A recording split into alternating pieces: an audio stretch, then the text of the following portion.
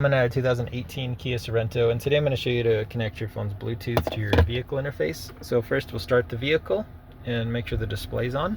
And then either through setup buttons here, we'll go to Bluetooth, and then here we can add new devices, delete devices. There's a limited number of devices you can have stored, so you might need to delete one before you can add a new one. So right now it's going through every phone that's already saved in here to try to connect, but let's say we need to add a new one. It says there's a maximum number already, so we're going to delete one to add a new one. So I'll wait for just a moment for it to catch up, and then we'll scroll through and find the one we want to delete. So let's say we want to delete this. Delete. Here, delete, confirm yes. Now we've got room for one more.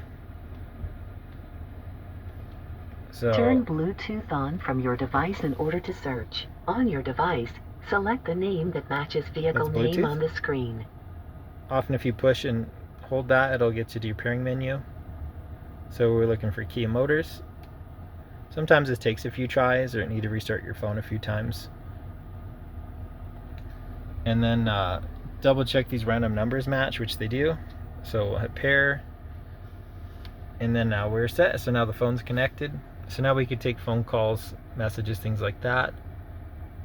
If you make this the priority, the favorite basically, it'll try to connect to your phone first every time when you first start the vehicle. And then if you sync up your phone books, messages, things like that, then just makes it a little easier for taking calls.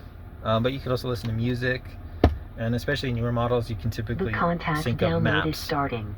Some phones require additional. So, yeah, so you go under media. Download was unsuccessful. Would you? I didn't want it to download it, that's why I didn't do it.